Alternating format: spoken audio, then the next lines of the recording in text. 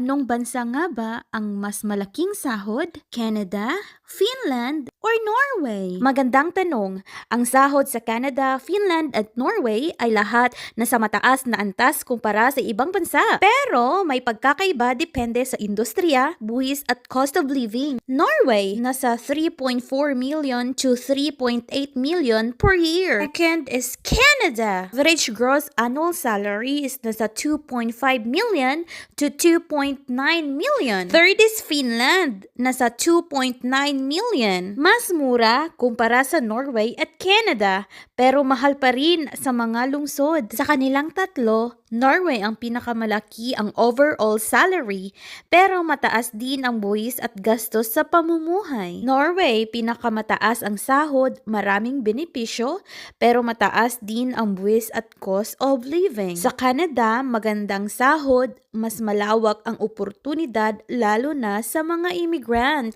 Sa Finland naman, competitive ang sahod. Mataas ang quality of life at very family and friendly. Salamat sa mga nagtanong. Please follow for more. Bye!